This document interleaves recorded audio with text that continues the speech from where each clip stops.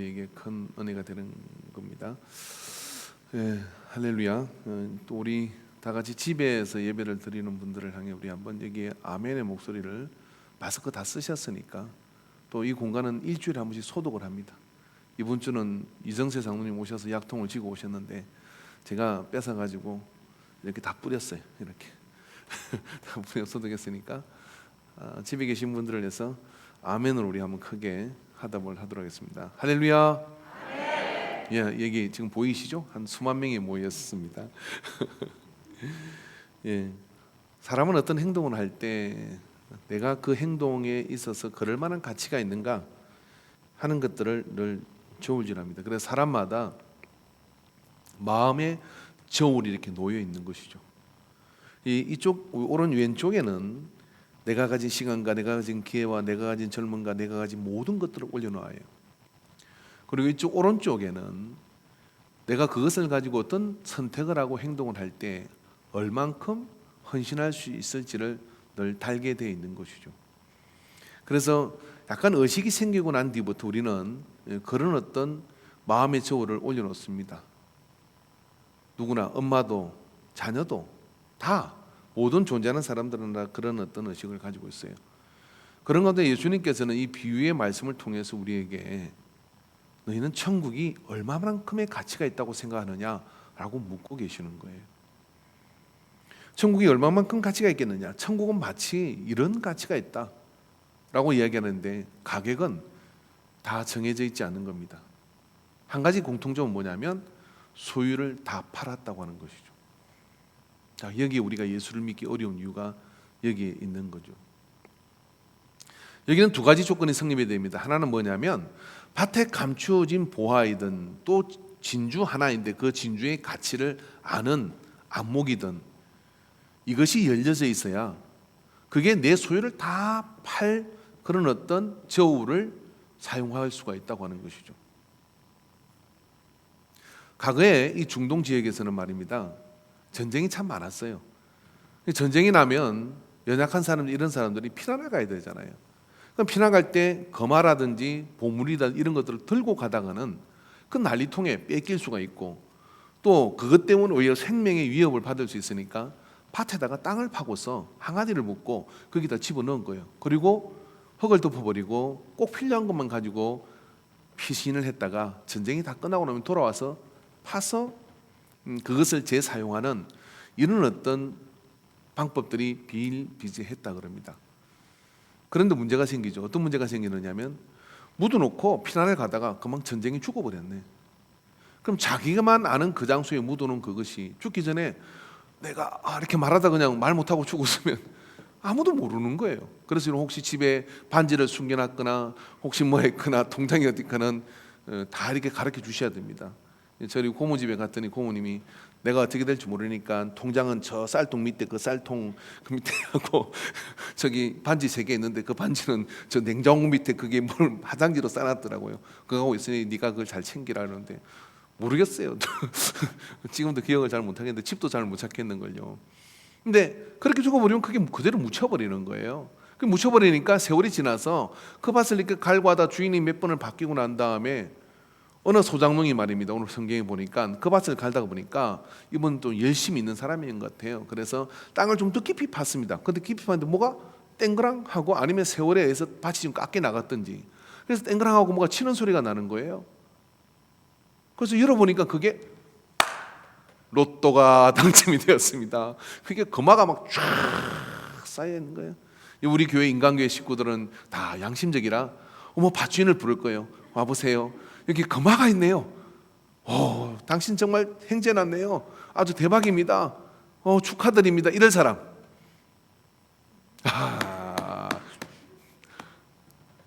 이 밭주인은 성경에 말하는 것은 이게 누군지 모르잖아요. 예를 들어 그 밭의 지금의 주인이 이걸 알았으면 소작을 맡기겠어요? 그 사람도 모르는 거예요. 덮어버리죠. 덮어놓고 일단 숨을 가다듬고 밭주인한테 가서 표정 관리를 잘해야 되는 거예요. 어떻게든 가가지고 이러는 거죠. 내가 그 밭 갈아보니까 밭도 그냥 서덥지 않고 농사 짓기도 힘들고 그러는데 그거 나한테 파시오. 이렇게 얘기하는 거죠. 그러면 밭주인이 얼마를 줄 거야 하겠어요? 안 팔아요. 그럴 거 아니에요. 근데 파시오. 아, 나도 머리 아픈데. 근데 내가 가격을 2배를 쳐줄 테니까 그거 파시오. 뭐 하려고요? 아이, 그냥 뭐 나는 뭐 소일 삼아 그 일 하려고 그러는데 나한테 파시라고. 그러면 자기가 농사 짓기 싫으니까 맡긴 것이니까 더더군다나 얼른 팔아버릴 거 아니에요. 우리 동네도 옛날에 이런 지혜로운 사람이 있었답니다. 고려 청자를 말입니다. 이 조선시대의 사기인데 그걸 가지고 개밥그릇을 썼어요. 식당을 하는데 사람들이 오면 자꾸 개 팔아라 그러는 거예요. 그래서 개를 한두 마리 파는 게 아니야. 오면 개를 파는 거예요. 왜냐하면은 이게 보니까 이게 그릇이 참 신비한 그릇이라. 그러니까 주인한테 개 파시오. 그러니까 얼마요? 비싸요. 비싸게 개를 팔아요. 하면서 뭐라 그러냐면 그 개밥그릇도 주시오. 그러는 개밥그릇 못 줘요. 내가 그 개밥그릇 때문에 개를 한 10마리 더 팔았어요. 그 사람은 그 가치를 아는 사람이죠. 근데 대다수는 모르잖아요. 그래서 그 밭을 2배, 3배로 주고 사니까 동네 사람들이 처음 저 사람이 정신이 이상해졌다 하지만 그 밭의 문수를 딱 지는 순간 이 사람 말입니다. 이렇게 갔어요. 춤을 추면서. 예. 천국은 마치 값진 진주를 발견한 집 팔고 냉장고를 왜 파는지 모르겠어요. 냉장고 팔고 그렇게 춤을 추며 가는 거야. 동네 사람들 세상에 미쳤다 그러는데 이 사람은 어떻습니까? 그 밭에 보화가 갇혀 있고 감추인 보화가 있고 저것이 이제 내 것이다 하는 생각이 드니까 하나도 억울하지도 않고 기쁨을 가지고 그 밭으로 가는 거죠. 감춰져 있는 보화를 보는, 그래서 발견한 이 마음이 있으니까 자기 삶의 이쪽에 있던 모든 것들을 다 옮겨서 거기에 지불하고 그 밭 하나를 차지하죠. 밭을 차지한 것입니까? 밭에 감추인 보화를 차지한 것이죠. 여러분, 우리가 만약 천국의 가치를 발견했다면 우리도 이와 같은 행동을 하게 될 것입니다. 여러분, 이 진주 하나를 발견한 장사꾼의 이야기가 나옵니다. 이 사람은 굉장히 안목이 넓은 사람이었나 봐요. 베네치아 산인일 수도 있고. 그런데 이 사람을 가다가 진주 하나를 발견한 거예요. 어떤 진주를 발견해요? 저런 진주를 하나 발견한 겁니다. 여러분, 진주 크니까 여러분 귀에 거는 거 뭐 이런 거 정도 생각하는데 여기 이 진주는 전 세계에서 가장 큰 진주입니다. 무게가 무려 34kg, 폭이 30cm, 길이가 67cm예요. 그러니까 뭐 이거만한 거죠. 이런 진주 하나가 필리핀의 어떤 어부가 바다에서 이 진주를 건졌어요. 근데 이걸 가격을 환산해 보니까 1124억. 진주 하나가 1124억이에요. 오늘 여러분 적어도 이 1124억짜리 진주를 보셨으니까 저한테 뭐 10,000원씩은 내갖고 가야 돼요. 제가 이걸 사느라고 얼마나 힘들었는데 1124억짜리 이 진주가 이게 지구상에서 가장 큰 진주예요. 필리핀 어부가 이걸 발견한 것이죠. 그런데 더 재밌는 것은 이 어부는 이게 가치를 몰랐어요. 그래서 10년 동안 자기 집에다가 이게 있으면 뭔가 집에 좋은 일이 있겠다, 반짝반짝하기도 하고 빛나기도 하니까 아이고 이게 우리 집은 부적처럼 말입니다. 이게 좀 나한테 좋은 일이 있겠지 하고 이렇게 집에다 보관해 둔 거예요. 그럼 어느 날 사람이 지나가다가 이게 뭐예요? 물어보니까 이게 모르겠어요. 나도 바다에서 건졌는데 이게 뭔지 모르겠어요. 그러는 거예요. 이렇게 이 사람이 이렇게 보니 이게 진주인 거예요. 우리가 생각하는 진주는 다 이런 진주잖아요. 그래봤자 흑진주. 근데 이런 진주가 있다는 건 상상도 못할 일인데 이 사람은 정확하게 진주를 알아보는 사람이었죠. 그래서 이 진주를 이게 진주인 줄 알고 이 사람한테 얼마를 줬겠습니까? 이거 나한테 파시오. 아이고 그건 내가 그냥 바다에서 건진 건데 내가 갖고 있는 거라 그거 못 팔아요. 집을 몇 채를 살 수 있는 돈을 준 거예요. 그래봤자 1억도 안 되는 거예요. 그걸 주고 이 진주를 가져간 거예요. 그리고 이게 진주라고 이야기하는 순간 전 세계의 이목이 이거에 집중되게 되고 이 어부는 10년 동안이나 이것을 집에 가지고 있었을 뿐이지, 돈 이야기하니까 눈이 팍 커지네요. 가지고 있었을 뿐이지 이게 그런 가치가 1124억이나 되는 가치가 된다고는 상상도 못했던 일이죠. 그러니까 어떻게 했습니까? 팔아버린 것이죠. 아이고 내가 10년을 갖고 있어도 뭐 별로 되는 일도 없고 그러니까 가져갔어요. 이 사람이 뭐가 있었습니까? 값진 진주를 발견한 눈이 있었기 때문에 자기의 소유 전체를 다 팔아가지고 뭐냐면 이 진주 하나를 가지려고 어마어마한 값을 지불했지만 그 어마어마한 값의 1000배 그 이상의 그런 가치가 이것이 있다는 사실을 판 이 어부는 몰랐던 것입니다. 팔았다고 하는 거예요. 그리고 그것을 샀다고 하는 것이죠. 자, 여러분, 어쩌면 예수님께서 우리에게 하시는 말씀은 천국은 이런 가치가 있다 그럴 때 우리의 저울에다가 천국을 올려보죠. 예수 믿기 시작하게 올려보고, 그렇지만 뭐 주일 한 번 정도 갈 수 있어. 또 좀 더 은혜를 받으면 예수님 말씀 듣고 보니까 열심히 믿음을 가져야 돼. 또 올려보니까 예수님 말씀 듣고 보니까 그 예수님과 내가 사귀는데 나는 예수님을 위해서 삶 전체를 희생할 수 있어. 또 올려보니까 예수님 때문에 죽어도 딱 좋겠다. 집에 있는 사람 아멘 할 턱이 없고, 여기 있는 분은 마스크를 써서 아멘을 하고, 속에서 아멘 하신 줄로 믿습니다. 내가 그래도 3명은 나올 줄 알았어요.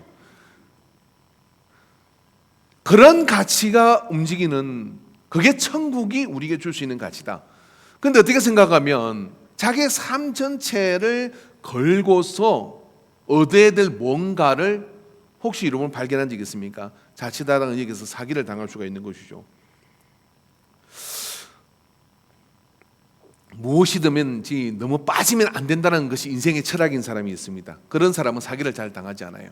뭐 쉽게 빠지지 않아요. 근데 불행한 것은 뭐냐면 예수님께도 하나님께도 하늘나라에도 이 저울에 있어서 절대로 자기 소유 전체를 걸고서 천국과 하나님의 나라와 예수 그리스도를 사귀어 본 적이 없어요. 근데 죄송한 얘기지만 예수님은 우리에게 이 비유를 통해서, 우리가 어릴 때부터 이 노래도 부르고 이 비유의 말씀을 걸지만 이 비유의 액면가는 뭐냐면 천국은 마치 밭에 감춘 보화와 같으니 사람이 이를 발견한 후에 돌아가서 자기 소유를 다 팔고 밭을 산 사람이고, 값진 진주 하나를 발견하고서 자기의 소유를 다 팔아 진주를 산 사람이다. 이 줄에다 자기 소유 전체를 올리고도 얻고 싶은 뭔가, 가지고 싶은 뭔가를 발견한 것이죠. 인생을 살면서 뭔가에 빠지지 않고 그래서 이렇게 살아가지만, 그렇게 살아가는 사람도 때가 되면 죽습니다. 그렇게 살아가는 사람도 때가 되면 뭔가 모든 것이 바닥날 때가 있어요. 그런데 말입니다, 이 저울에 내 모든 것을 걸고 올려놓아도 얻고 싶은 뭔가를 발견했다면 적어도 이 사람은 인생을 사는 동안에 가장 극한 행복을 만끽한 사람이에요. 왜냐하면 인생은 심지가 타들어가는 것처럼 점점 양초가 타들어가는 것처럼 우리의 시간과 우리의 기회와 우리의 모든 소유는 점점 타들어갑니다. 그래서 많은 사람들은 시간이 타들어가는 걸 막을 수 없으니까 소유를 늘리고 그 소유를 붙잡고서 있죠. 그렇지만 심지가 다 타들어가면 그 소유를 쓸 기회도 사라져요. 그리고 그것을 내가 내 의지를 가지고 사용할 기회도 사라지고 자식이 허랑방탕하게 써버리거나 아니면 자식의 의도에 따라 사용되거나 하고 맙니다. 그런데 말입니다, 적어도 내 것이라고 할 수 있는 내 시간과 내 것이 주어졌는데 그것을 전체를 걸고 해도 후회롭지 않을 뭔가를 발견했다 그러면 이 사람은 행복한 사람입니다. 여러분, 그것이 성경에서 예수님이 제시하는 헌신의 사람이에요.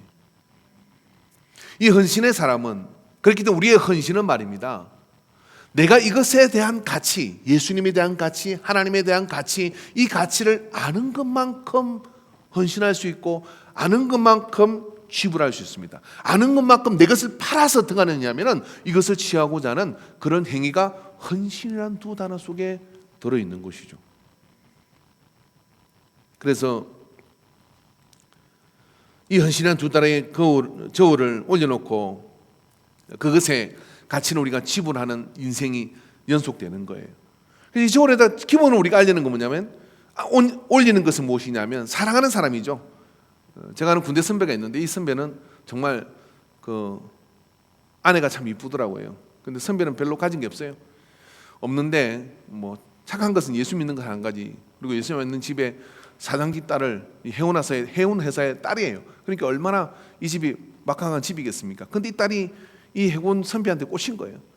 꽂히가 집에서 반대를 하니까 어떻게 하냐면 처마에 목을 매겠다고 막 그렇게 하니까 집에서 자식 이기는 부모 없다 그래가지고 허락을 해줬어요. 허락을 해가지고 결혼을 했는데 살다가 살다가 살다가 제가 그 집을 가보니까 뭐 그렇더라고요. 그리고 잔소리하고 뭐 왼수 그렇게 살다가 이제 나이가 들어서 세월이 지나서 어떤 할머니가 이렇게 얘기하는 것처럼 왼수 내 자로 역할했던 평생 왼수. 그러다 그 할머니가 노래를 지었잖아요. 내 청춘을 돌려다오. 할아버지를 물들고 내 청춘을 돌려다오. 그렇게 노래를 불렀다잖아요. 여러분, 그래서 사랑하는 대상에게 모든 걸 지불하는 것도 한때 그때만 잘 참으면 이 위기를 넘어갈 수가 있어요. 근데 그 다음에 이제 자식이 오죠. 남편한테 실망하고 아내한테 실망하니까 자식한테 꽂혀요. 그래서 있는 것 없는 거 다 거기다 올려놔요. 자식을 위해서 다 팔립니다. 논도 팔고 집도 팔고. 그래서 그 자식이 행복하게 해피엔딩 할 줄 알았더니 그 자식이 사랑하는 사람한테 꽂혀가지고 그리고 가슴에 대못질을 하고 특히 여인들이요, 자식에게 목숨을 걸지 마십시오. 품 안에 있을 때 자식이고 그 자식은 어느 여인의 남자랍니다. 어느 여인의 또 어느 놈의 여인이고 그렇게 되는 거예요. 그래서 자식도 역시 그게 어느 한계에 왔을 때 내가 이거 올려놓은 것이 그래도 가치 있는 일인 것 같아요. 근데 뭔가 후회롭습니다. 더 심각한 사람이 있습니다. 더 심각한 사람은 어떤 사람이냐면 가치의 기준이 어디가 있느냐면 돈을 모으는 데 가치의 기준이 간 사람이에요. 마약보다 중독이 굉장히 커요. 그래서 돈을 모으는 가치만 알지 그것에 다른 것 지불이 안 되죠. 그래서 말입니다. 자식도 쳐버리고 관계도 쳐버리고 나중에 남는 게 뭐냐면 돈만 남는 거죠. 그런데 문제가 있죠. 심지가 다 들어가서 그 돈을 제대로 쓸 수 있는 방법도 알지 못해요. 그리고 그것을 그냥 부둥켜 안고 그것을 보는 즐거움으로 바라보다가 어느 날 문득 자기 자신을 거울에 비친 자기 자신을 보고 내가 무엇을 했는가 하는 후회의 밤을 어느 책에서 본 것처럼 그 사람은 그것을 대면하게 되는 것이죠. 그래서 우리의 저울을 내다가 뭘 올려놔야 우리가 행복한 인생을 살 것이냐. 예수 그리스도의 길은 명료합니다. 예수는 우리에게 오셔가지고요, 가장 가치 있는 것을 내가 너에게 줄게. 그건 하늘나라다라고 말씀해 주시는 거예요. 그리고 너 인생의 많은 것들, 많은 기회들, 이런 것들을 선용할 수 있는 기회는 바로 하늘나라의 가치에다가 그것을 드리는 것이다 라고 이렇게 말씀해 주고 있습니다. 그래서 우리의 마음의 세월을 잘 사용해야 되는데 그곳에 바로 복음이 있는 것이죠. 그렇기 때문에 복음은 기본적으로 아무나 그 가치를 발견하지 않습니다. 마태복음 7장 6절에 보니까 거룩한 것을 개에게 주지 말고 너희 진주를 돼지 앞에 던지지 말아라. 그들의 발로 그것을 짓밟고 되돌아서서 너희를 물어 뜯을지 모른다. 그죠? 그 말씀 속에 보면 거룩한 것, 이 진주는 뭐냐면 복음이고 하늘나라의 가치이고 예수 그리스도의 말씀일 겁니다. 근데 예수님께서 말씀하십니다. 그 가치를 모르는 사람은 이것 때문에 오히려 너희를 물고 뜯고 그리고 그것을 발로 짓밟는 행위를 할 것이다. 어쩌면 그 이상하게 생긴 진주 하나가 1147억짜리 진주가 말입니다. 우리 교회 어떤 집사님 집에 있었으면 아마 빨리 버려지는 일이 있을 수도 있습니다. 괴상하게 괴물처럼 생긴 이게 뭐야 하고 갖다 버릴 수 있는 것이죠. 그것은 복음이 그런 취급을 받을 수가 있는 것이죠. 복음이 그런 취급을 받을 수 있는데 이 복음의 가치를 우리는 얼마를 지불할 수 있는지를 한번 생각을 해봐야 되는 겁니다. 여러분, 여리고에 예수님이 가셨을 때 삭개오는 사실은 기도 외소하고 또 그래서 자기가 무시당하지 않기 위해서 어떻게 하느냐면은 돈을 모으는 재미로 세관장으로서 이스라엘 전체에서 많은 세금을 뜯을 수 있는, 그래서 각출할 수 있는 여리고 모든 사막의 상인들이 거기를 통해서 이제 실크로드가 시작돼 가지고 거기를 통해서 이제 이 동양의 실크로드로 가는 그 길목에 서서 세금을 받죠. 그래서 국가에서 세금 받을 때 뇌물도 써야 되고 이러니까 보통은 4배 이상의 세금을 받아서 자기 호주머니 챙기고 상납도 하고 이런 식으로 해서 불을 불리던 사람이에요. 그러니까 정말 소유에 있어서는 부럽지 않은 사람입니다. 그런데 그가 그 마음속에 그 소유로 채워지지 않은 그 뭔가가 있었던 것이죠. 뭐예요?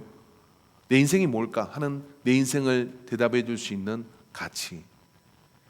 그 가치를 모르고 있을 때 여리고에 예수님이 오십니다. 예수님이 오셨다는 이야기를 듣고 그에 대한 소문을 들었던 그는 목격하고 싶고 또 그분을 만나서 묻고 싶은 것들이 있지 않았겠습니까? 그래서 뽕나무 위로 올라가 가지고 여리고 성에 온 예수님을 보러 갈 때 예수님은 삭개오를 올려다 보시고 내려오라고 얘기합니다. 내려오라 삭개오야. 그렇게 내려오라고 이야기를 하죠. 삭개오는 내려왔습니다. 그리고 예수님과 인격적 접촉이 일어나게 되는 것이죠. 그리고 식사하는 자리에 내가 오늘 너희 집에 유할 것이다 하는 그 집으로 가셔서 주님께서 함께 말씀을 나누는 가운데 뭐가 들어갔겠어요? 복음이 들어간 것이죠. 말씀이 들어가고 가치의 변화가 그 속에 일어날 때 삭개오는 그 자리에 일어나서, 그게 삭개오의 집으로 예수님이 간다는 이야기 때문에 밖에서 구경하는 사람, 안으로 따라 들어온 사람 많이 있는데, 거기서 삭개오는 이런 선포를 한 겁니다. 삭개오의 마음의 저울에 자기의 모든 이제까지 모은 소유와 그 모든 것들이 최고의 가치라 생각하고, 이게 올릴 수 있는 건 그 어떤 것도 없다고 생각했어요. 로마의 권력자든 뭐든 여기에 올릴 수 있는 건 없어. 난 이걸 절대로 안 뺏길 거야. 그렇게 이야기하던 삭개오가 가치의 변화가 일어납니다. 여기 예수님이 올라오니까, 여기 예수님을 올려놓고 나니까 짧은 만남이지만 그 시간을 통하여 자기 삶의 모든 정체성을 이해하며, 그리고 그것을 통해 내가 가장 가치로운 예수 그리스도와 사귐과 예수 그리스도를 만나는 그 말씀이 자기 심령 속에 들어올 때 무슨 일이 일어납니까? 자기의 소유 전체를 값진 진주 하나를 발견한 사람이 파는 것처럼, 주님, 제가 제 소유의 반을 팔아서 가난한 사람을 위해서 나눠주겠습니다. 주님, 제가 제 소유의 반을 팔아 가난한 사람을 나눠주고 내가 남의 것을 토색한 것 100% 있습니다. 그래서 반만 파는 거예요. 다 팔아서 나눠주고 싶은데 반만 파는 거예요. 왜? 반은 자기가 그동안 한 것에 대해서 4배로 갚겠습니다. 그러면 삭개오의 삶은 어떻게 되냐면 소유는 제로가 됩니다. 제로가 되어버리도록, 그렇게 할 때 주님이 뭐라 그럽니까? 오늘 이 집에 구원이 임했다고 선포해 주시는 거죠. 네가 값을 지불했구나. 네가 그 가치를 아는구나. 네가 돼지가 아닌구나. 이 복음의 가치를 아는 삭개오는 여리고 전체를 들뜨게 만듭니다. 그리고 여리고 전체 안에 이 사관장이었던 삭개오의 변화는 예수 그리스도의 복음이 무엇인지를 정확하게 보여주고 있는 것이죠. 그 행위는 뭐냐면 자기의 소유를 팔았다고 하는 거예요. 그래서 여러분, 복음의 가치를 우리는 얼마나 지불할 수 있는지를 생각해 봐야 되는 것이죠. 성경에 억울한 2사람을 한 사람 소개하려고 합니다. 한 사람은 젊은 부자였습니다. 간원이었습니다. 어디에 노느냐면, 그는 어떤 젊은 부자 하나가 마태복음 19장 21절에 예수께서 그에게 말씀하셨다. 내가 완전한 사람이 되려고 하면 가서 내 소유를 팔아서 가난한 사람에게 주어라. 그리하면 내가 하늘에서 부활을 차지하게 될 것이라. 그리고 와서 나를 따르라 라고 예수님 말씀하셨어요. 이가 와가지고 뭐라 하냐, 어떻게 영생을 얻습니까? 그랬더니 선하신 스님, 내가 어찌 선하다느냐, 계명을 지켜라 그랬더니 계명을 다 지켰습니다. 어릴 때부터. 예수님께서 딱 관심보로 보니까 이 청년은 진짜 계명을 다 지켰어요. 그 순간 예수님께서 이 청년의 가치를 알았어요. 아, 이 친구가 제자가 되면 좋겠다. 그래서 어떻게 했냐면, 내가 너한테 다른 사람한테 잘 말하지 않는데, 그라스스면 귀신 들린 사람 내가 쫓아내고 따라오는데 못 따라갔는데 너는 나 따라와 라고 이야기하면 어떻게 하냐면, 너 그 소유 다 던져버리고 나 따라와 라고 이야기를 했어요. 이 부자 청년은요, 어릴 때 말씀을 지키고 하나님을 믿는 사람이고 이곳에 예배를 드리는 사람인 것처럼 여기까지 온 사람이에요. 여러분, 우리가 600년 3가지 율법을 다 지킬 수 있겠습니까? 그렇게 철저하게 신앙생활을 하는 사람이에요. 근데 이 마지막 한문이 뭐냐면, 마음의 저울에다가 주님이 그 청년이 너무 아름다워서 어떻게 하느냐면은, 네가 값을 지불하고 날 따라와 라고 얘기할 때 그 저울을 펼쳐놓고 네 소유를 다 얹어라, 그리고 나를 따르라고 얘기하니까 근심하며 돌아갔다는 거예요. 여러분, 우리 젊은 친구들에게 물어볼게요. 브랜드 가치라는 게 있잖아요. 이 청년의 이름도 나오잖아요. 근데 이 청년이 말입니다. 재산이 얼마쯤 됐을까요? 한 100억쯤 됐을까요? 한 1000억이라고 봅시다. 1000억이 있었는데 주님께서 야, 그거 다 팔아서 가난한 사람 나눠주고 너 나 따라 와 라고 해서 12명의 제자 가운데 이름이 올라갔다. 그리고 12명의 제자로서 주님께 쓰임 받아가지고 갔다. 그러면 전 세계 복음이 전해지고 성경에 이 이름이 올라가고, 이걸 브랜드 가치로 얼마쯤 따질까? 1조? 2조? 조 단위로 달라질 수 있어요. 아니, 한번 생각해 보세요. 전 세계 예수 믿는 사람한테 이렇게 한번 제가 제안을 해보고 싶어요.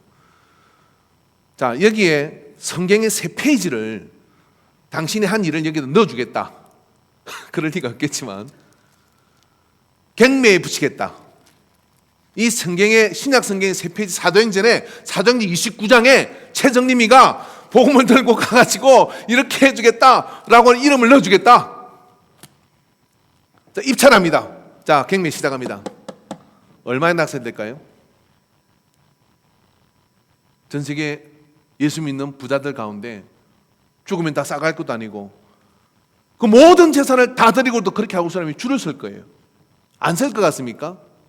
줄을 섭니다. 그게 여러분 가지고 있는 브랜드 가치예요. 근데 이 청년은요, 자기 삶에 알량한 것입니다. 여러분, 이것은 한 달란트가 34kg의 금인데 그게 7억쯤 된다 그러잖아요. 32억인가 그러잖아요. 근데 그것도 적은 것이라고 하는 이유가 여기 있는 겁니다. 네가 세상에서 뭘 팔든 뭘 내놓든 내가 너에게 주고다는 하늘의 천국은 그것하고 비교할 수 없는 것이다. 여러분, 이게 아멘이 되는 사람이 뭐냐면 헌신하는 사람이고, 이게 아멘이 될 우리는 예수 믿는 사람이에요. 그 청년은 근심하고 돌아갑니다. 억울한 일본의 사람입니다. 두 번째, 진짜 이 사람은 억울해요.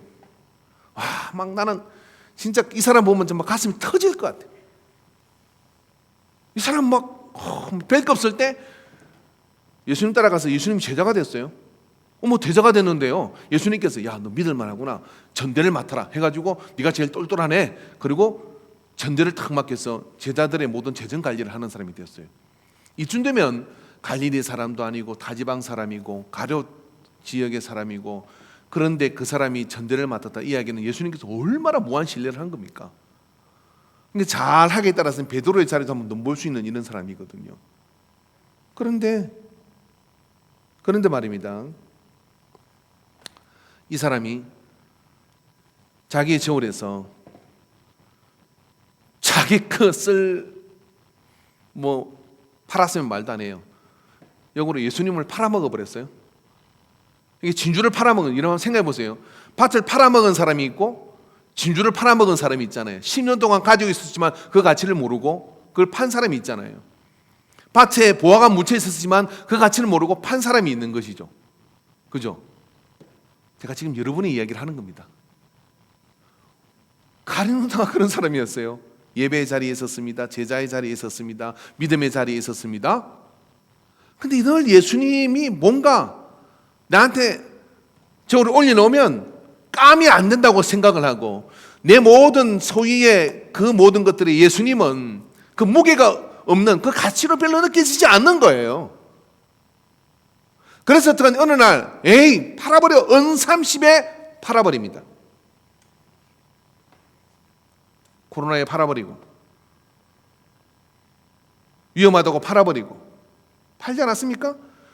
마태복음 2장 27절부터 3절 4절에 그때 예수를 판 유다가 그의 정죄됨을 보고 스스로 뉘우쳐 그 은 30을 대제사장들과 장로들에게 도로 갖다 주며 이르되 내가 무죄한 피를 팔았다는 거예요. 죄를 범하였도다 하니 그들이 이르되 그것이 우리에게 무슨 상관이냐, 내가 당하라 하거늘. 예수님은 팔려야 되는데 가룟유다가 은 30을 얻어서 자기의 소유의 저울에다 올려놓고 예수님을 팔아버렸어요. 예수님을 이 파는 행위가 차라리 나지 않았으면 좋을 것이라는 것이 예수님의 평가입니다. 여러분, 예수님을 가치로 매길 수 있나요? 매길 수 없는 거잖아요. 근데 그에게 어떤 자리입니까? 제자의 자리에 있었어요. 12제자의 반열에 있었어요. 그는 늘 예수님과 함께 동행하는 그 은혜 속에 있었습니다. 예배의 자리에 있고, 함께 신앙의 자리에 있고, 믿음의 그런 족보에, 그런 가문에 태어나 그 자리에 있어요. 그런데 말입니다, 예수님의 가치를 늘 내가 가지고 있는 기회와 시간과 이런 것들에 예수님 올리려면 이 저울이 움직이질 않아요. 저도 그랬습니다. 고등학교 2학년 때 성령을 받으며 내가 얼마나 복된 사람인지, 그때 비로소 목사가 될 것을 작정했어요. 야, 세상에 태어나서 가장 가치 있는 것은 예수를 믿는 것이고, 그 예수를 잘 믿고 직장에서도 위협받지도 않고 막 그렇게 예수를 잘 믿는 길은 목사가 되는 길이더라고. 그 목사, 그때 내가 목사가 될 것을 작정했어요. 그 뒤에 좀 딴짓을 하긴 했지만 그때 본 건 그거예요. 가장 가치 있는 예수를 성령 받고 난 게 발견을 했는데 세상 다 죽는다 해도 좋더라고요. 그 오리목 나무 숲에 들어갔는데 주님이 나를 이렇게 안아주시고 그 초기 성결이 내게 임하면서 주님이 나에게 마음을 주시는데, 전에는 사업을 해서 돈을 벌어서 뭐 이런 생각이 싹 지나갔어요. 그래서 제가 하산하고 내려와가지고 기도를 내려서 친구들한테, 고등학교 친구들 모아놔 그러겠습니다. 다 필요 없다. 예수 믿어라. 그리고 나는 목사가 될 거다. 아이고, 산에 갔다더니 며칠 가나 보자. 그렇지만 정말 그 마음이 제게 주어졌어요. 가치를 발견한 것이.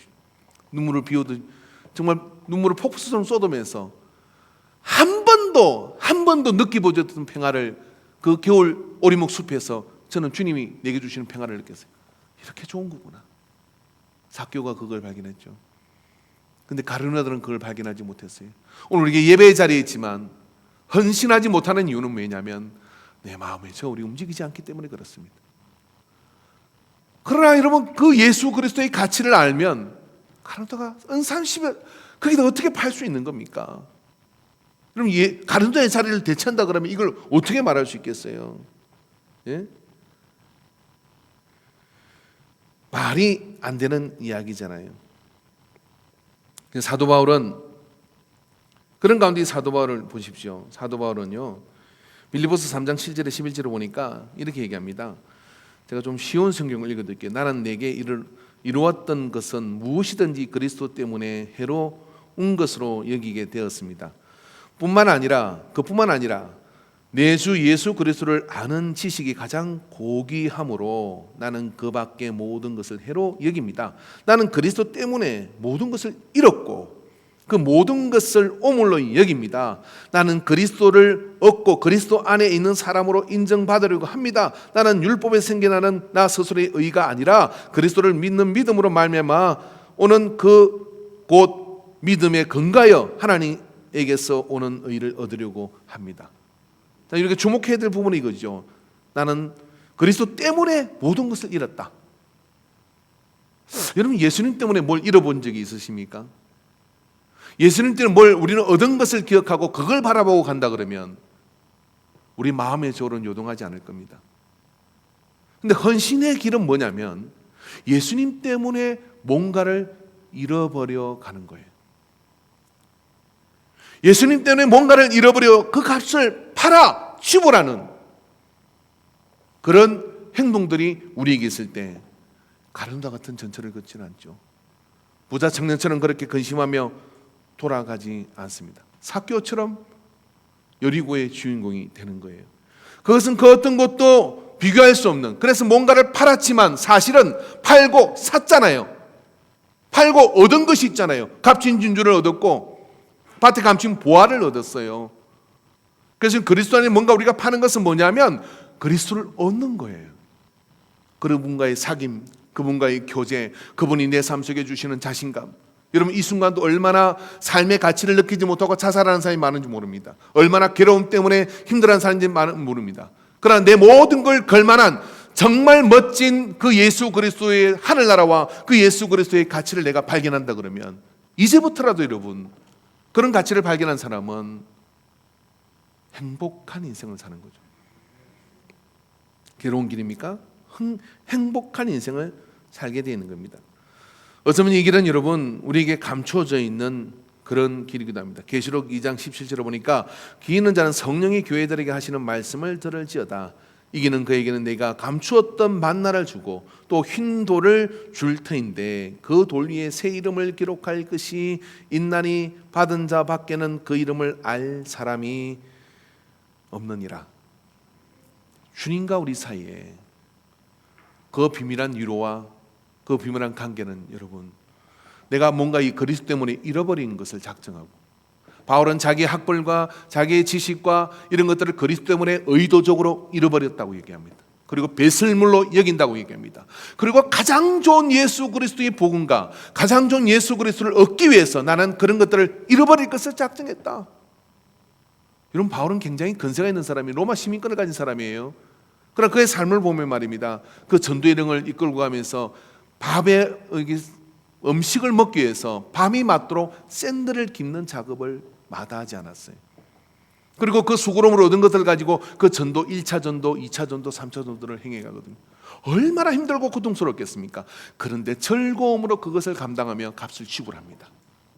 내가 이런 일을 할 사람이 아니다. 아니야, 그리스도 때문에 난 이런 일을 할 수 있어. 나는 이런 어떤 명예로움들을 버리고 그렇게 할 수 있어 라고 그 값을 지불할 때 그의 저울은 소유가 늘 비어갔지만 그의 저울을 붙들고 있는 것은 그리스도, 예수 그리스도가 그를 붙들고 있습니다. 아까 제가 3페이지를 얘기했잖아요. 신약 성경의 70%를 바울의 서신서로 채워져 있어요. 그냥 된 것 같습니까? 그리스도를 위하여 값을 지불한 사람들이에요. 그리스도를 은산심에 파는 사람도 있습니다. 유다입니다. 그런 이방인이 아니었어요. 예수님의 제자의 반열에 있는 사람이었습니다. 여러분, 우리가 예수님의 제자로, 예배자로, 신앙인으로 서가는데 그리스도를 이제 좀 손해보는 사람이 되어보기를 바랍니다. 값을 지불하는 사람이 되어 가기를 바랍니다. 그리고 그리스도를 위해 그 가치를 우리가 알고 그 가치를 붙들고 가는 사람은 여러분 가룟유다가 될 수 없습니다. 좀 더디긴 하고 또 오해하기도 하지만 결국은 어떻게 되느냐면 주님이 가신 그 길을 가게 될 거예요. 제가 성경 안에 있는 사람을 이야기했다면 성경 밖에 있는 사람을 좀 나누고자 합니다. 2사람을 소개하려고 합니다. 한 사람은 누구냐면은 여러분도 잘 아는 사람일 수도 있고 또 처음 듣는 사람일 수도 있겠지만 2006년 1월에 33살의 영락교회 청년이 유행성 출혈에 걸려가지고 죽습니다. 근데 너무나 애석한 것은 그가 의사였다고 하는 거죠. 문제는 그 다음이었습니다. 그가 이 죽음을 맞이하고 난 다음에 그 장례식에, 문상객이 아닙니다. 그 장례식에 모인 사람이 4,000명이 모였다는 거예요. 이 젊은 청년의 죽음을 애도하며 4,000명이 모여서 그 장례를 치르게 됩니다. 이것이 굉장한 문제가 되고 이슈가 되었습니다. 왜 이 청년 안수현이라는 청년을 세상은 주목하는가? 그는 신앙생활을 잘하는 것을 위해서 의대를 다녔지만 우수한 성적으로 졸업하지 못합니다. 군의관을 했고 그리고 의사로서 실력을 갖추고서 의료진에 투입되어서 할 때 그에게는 수많은, 그래서 의사로 활동하는 그런 길지 않은 시간이지만 그 시간 동안 이가 보인 그 모든, 그를 접촉하는 모든 환자들은 하나같이 이야기를 합니다. 그에게는 플러스 알파의 의사의 마음이 있다. 한밤중에 술이 취해서 누구한테 물씬 뜯어맞고 온 그런 환자가 있었습니다. 그 환자에게 다 식당도 종료한 그 시간에 내려가서 라면을 끓여다가, 컵라면을 끓여다 가져가다가 밥 한 숟갈 있으면 더 좋겠다는 생각이 들어서 내려가서 주방 아주머니한테 서 차방 밥이라도 좀 달라고 해서 그 밥을 가지고 가서 얼마나 배가 고프고 얼마나 힘들까 하고 전해주는 의사. 그런 마음을 가지고 한자 한 사람을 대하는 그 마음은 세상을 진동시켰어요. 그리고 그가 소천하고 난 다음에 3년이 지난 다음에 그를 애도하고 그를 기억하는 사람들이 책을 냈습니다. 그리고 바보 의사, 청년 의사 안수현에 대한 그 책이 세상에 나오게 되죠. 저는 그 책을 읽지 못했어요. 저는 이분에 대해서 잘 몰랐습니다. 근데 그런 어떤 의사였어요. 그가 아는 것은 뭐냐면 예수를 믿는 사람이든 안 믿는 사람이든 그는 기꺼이 의사의 명예와 의사의 소유와 이런 것들을 다 값을 지불해 버렸다는 거예요. 그러다 보니까 가루에서, 그러다 보니 자기 몸을 돌보지 못해서 33살의 안타까운 나이에 죽음을 맞았지만 60년, 50년, 100년을 산 사람이 할 수 없는 일을 이 33살의 청년이 다 합니다. 깨끗하게 그 값을 지불합니다. 오래 사는 게 중요하겠습니까? 저도 이 청년이 부럽습니다. 그렇게만 살 수 있다면, 그렇게 값을 지불할 기회가 주어져서 값을 지불하고 사는 것, 이건 여러분 그리스도인이 사는 모습이잖아요. 그래서 그게 모인 사람들은 예수 믿는 사람도 있었지만 안 믿는 사람, 심지어는 그 병원에 일하던 그 큰 병원에 일하는 이 의사도 의사가 얼마나 많습니까? 그런데 그 의사를 기억 못하는 사람이 없을 정도로, 그래서 청소하는 아주머니부터 시작해서 모든 그를 아는 사람들이 다 그 청년의 터치를 기억하는 거예요. 그래서 그는 예수님을 닮은 청년이다. 몸을 치료하지만 마음을 썰어주는 나이에 맞지 않는 청년이에요. 집에 돌아가셔서 제가 밴드에 올려놓을 테니까 그 장례식 어릴 때부터 쭉 사진과 이런 모습이 있어요. 그 모습을 보면서 이 이야기를 알고 보면 굉장히 우리에게는 와닿는 감동이 되더라고요. 헌신입니다. 헌신. 왜 그렇게 헌신하는 것이죠? 왜 그렇게 할 수 있는 겁니까? 내 세월에 올려는 예수 그리스도, 그분의 가치는 내 모든 걸 다 지불해도 아깝지 않은 분이기 때문에 그분이 기뻐하는 위해서 나가는 것, 이게 헌신의 길이거든요. 우리는 장기려 박사를 기억해야 됩니다. 부산에 김호 집사 그 장례식이 있어서, 아버지 장례식에서 갔을 때 그 장기려 박사님 동상이 이렇게 있더라고요. 사실 그분에 대해서 제가 좀 자세히는 알지 못했어요. 최근에 다큐멘터리 이렇게 보면서, 야, 우리 한국에 이런 의사 선생님이 있으셨구나. 믿음 좋은 장로님. 그가 한 번은 돈이 없어 죽어가는 환자를 이렇게 보게 됩니다. 이제 남아해서 아내와는 헤어져서 한평생 못 만나게 되는데, 그래서 자기 삶에 있어서 재혼도 없었고 자기 삶에 있어서 다른 가치는 없었어요. 어떤 가치는 없었어요. 그냥 평생 양쪽에 이렇게 나눠서 살게 됩니다. 그러면서 오로지 환자들을 위해서 자기 삶의 가치를 지불해요. 뭐라고 얘기했냐면, 의사의 얼굴을 한 번도 못 보고 죽어가는 가난한 환자들을 위해 내 평생을 바치겠다. 나라가 가난을 구할 수 있습니까? 그런데 이분이 그런 생각을 한 거예요. 적어도 돈이 없어 의사를 못 만나고 죽는 환자는 내게 덮어야 된다. 그리고 자기 뭐 소유를 팔든 아니면 월급을 했었든 병원에, 자기 손에 들어온 병원의 환자는 어떻게든 값을 지불해서 다 치료받도록 만드는 거예요. 혼자 할 수 없게 되냐면 청십자가 운동을 일으켜요. 이 청십자가 운동이 어떤 것이냐면은, 우리나라에 의료보험 제도가 없을 때 부산을 중심으로 해서 이분이 그런 청십자가 회원을 모집을 합니다. 그래서 돈이 없어 지불하지 못하는 그 사람들을 위해서 우리가 십시일반으로 모아서 의료 혜택을 줄 수 있도록 하자 하고, 그리고 거기 모인 사람이 50만 명이었다 그래요. 그 회원이 들어간 사람이. 이게 끝날 때쯤에. 그래서 의료보험 제도가 발전하고 그 뒤에 이제 어떻게 했는데, 그게 정착되고 난 뒤에는 이 모든 그 네트워크를 의료보험에다 다 집어넣은 거예요. 그리고 당신은 돌아가실 때 집안채가 없는 거예요. 그래서 병원에서 그를 기념할 수 있는, 그 병원에서 그를 기념할 수 있는 방 하나를 그대로 보존해 뒀더라고요. 앉아있던 의자와 책상과 그 방에 이런 보존이 되어 있습니다. 어떻게 이런 헌신을 할 수 있습니까? 예수 그리스도가 가신 그 길을 내가 값을 지불하는 일에 가치가 주어졌기 때문에 그런 헌신을 할 수 있는 거죠. 그도 사람이잖아요. 그들도 33살의 안수현 청년도 사람이고, 장기려 박사님도 사람이고, 왜 아내가 보고 싶지 않았겠고, 왜 자식을 훌륭하게 그렇게 출세시켜서 내가 보라는 듯이 유학을 보내고 그렇게 하고 싶지 않았겠습니까? 그러나 적어도 내 곁에 있어서 주님이 내게 그걸 허락하지 않는다. 의사를 못 만나고, 돈이 없어서 의사를 못 만나고 죽는 환자는 없어야 된다. 이게 삶의 좌우명이 된 거예요. 왜? 그게 예수님 주신 마음이니까. 그게 헌신의 출발입니다. 성경 안에도 성경 밖에도 제가 여기에서 언급한 많은 사람들의 헌신이 있습니다. 근데 헌신을 할 수 있는 이유는요, 누가 체면 때문에 누가 뭐 이렇게 기억해 주려고 이런 가치를 가지는 사람은 오래 가지 못합니다. 선을 행하고 낙심을 만나게 돼요. 그럼 다 무너져요. 근데 선을 행하고 낙심하지 않을 것은 때가 되면 이룰 것이라는 이 말씀을 가지고, 우리의 가치는 영원한 하늘나라 천국에 있다는 걸 알고, 주님이 그 흰돌에 세워진 이름을 받은 자와 준 자와 받은 자만은 기억하는 그 강의 속으로 우리가 있다는 사실을 알고, 주님과 교제함에 갈 때 사도 바울처럼 내가 그리스도의 모든 걸 잃어버리고, 그리고 내가 얻어진 그것들을, 그 가치를 알고 그것을 지켜내고 그렇게 가는 헌신 공동체가 교회이죠. 그리고 우리가 이 자리에 있다는 것 자체는 얼마나 소중한 일인지 모릅니다.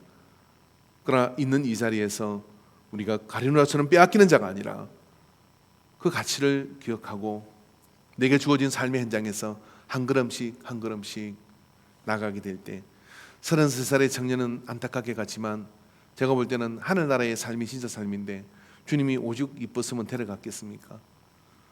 그래 보면은 이렇게 뭐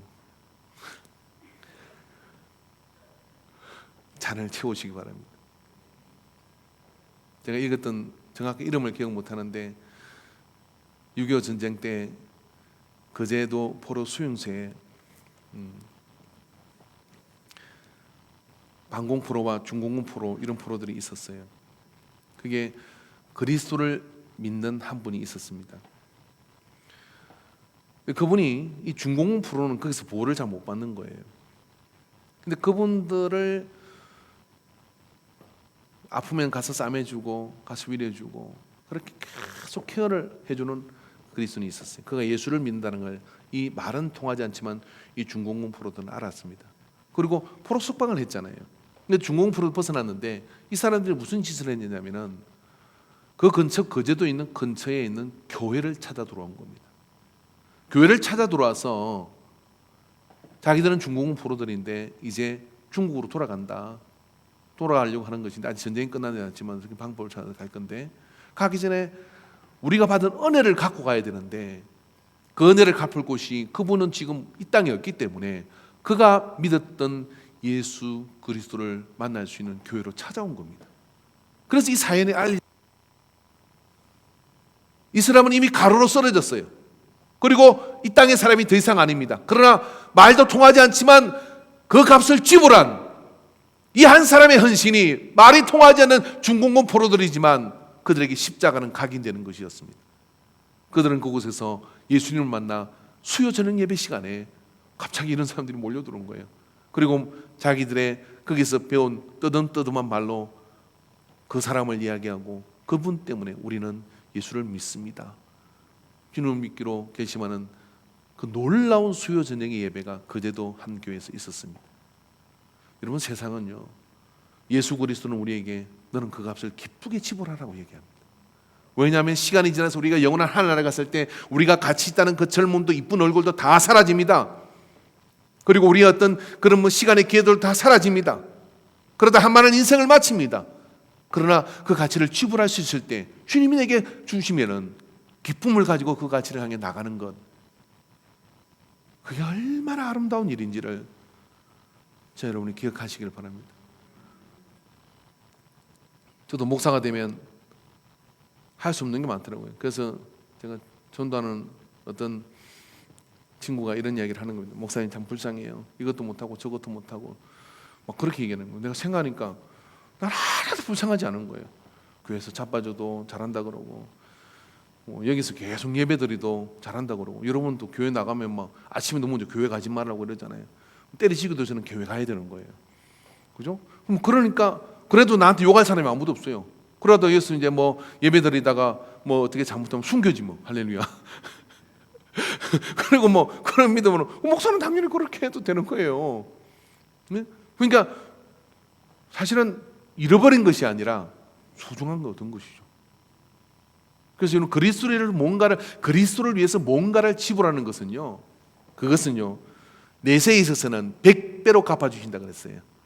주님께서 약속하셨습니다. 그리고 그 구원을 빼앗길 자가 없다 그랬습니다. 마음의 식으로 움직이시기 바랍니다. 그렇게 살면 어떻게 되느냐면 단순한 삶이 되어지게 됩니다. 마음에 남다른 기쁨이 오게 돼요. 이제까지 경험하지 못한 그런 남다른 기쁨, 주님과 함께하는 것이 얼마나 기쁜 일인지, 고난이 차고 숨이 턱에 차고 그러는데도 그 기쁨이 얼마나 즐거운지 뭔가 비교할 수 없는 그 기쁨이 내 속에 있는 것이죠. 이게 예수 믿는 거예요. 이걸 뭔가를 어떻게 바꿀 수 있는 거예요. 영생의 삶에 대한 희망을 가지게 됩니다. 자, 여러분 이번 주 얼굴 뵙게 돼서 너무 반갑습니다. 옆 사람한테 이렇게 눈짓으로 얘기하세요. 어떻게 하느냐면은 내가 당신을 만나니 정말 행복합니다. 시작. 째려보지 마세요. 우리가 마스크를 쓰고 만나고 이곳에 나왔지만은 위협을 무릅쓰고 나온 것이잖아요. 값을 지불한 것이죠. 또 집에 있는 분들도 이런 안타까운 마음을 가지고 예배를 드리며 또 값을 지불하고 있는 거죠. 사실 은혜는 저 카메라를 통해서 집에 있는 분들이 더 받아요. 여러분 여기 와 있으니까 뭐 있나 보다 이러는 거잖아요. 집에 있는 분은 얼마나 저게 누가 왔을까 막 보고 싶고 카메라 절대로 돌려주지 마세요. 그리고 무슨 일이 일어나나 보고 싶고 그럴 거 아닙니까? 다 우리는 있는 자리에서 예수 그리스도의 값을 지불하죠. 이게 헌신의 길입니다. 그럼 우리에게 기회가 주어질 때, 우리에게 어떤 순간이 왔을 때 우리는 이 세월 위에다가 그리스도를 위하여, 하나님 아버지와 그 천국을 위하여 나는 어떤 값을 지불하고 있고 또 어떤 값을 지불할 수 있는가, 마음의 세월을 늘 달아보셔야 할 겁니다. 기도합시다.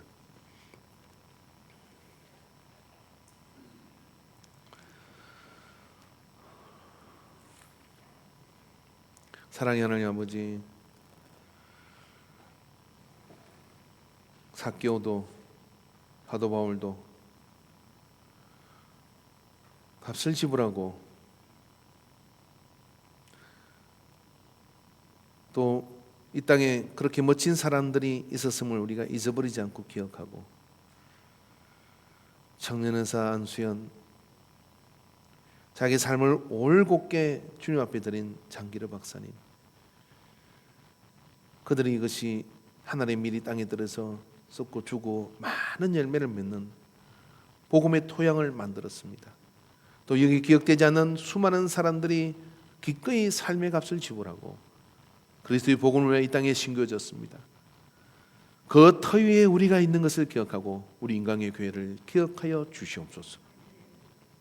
그 믿음에 우리 또한 한 걸음을 내딛게 하여 주시고 기꺼이 내 삶을 보태는 가치의 변화가 일어나게 해 주시옵소서. 주님, 모든 영광을 받아주심을 감사드리옵고 예수님의 이름으로 기도합니다. 아멘. 우리 찬양 드리시겠습니다. 여기에 모인 우리 찬양합니다.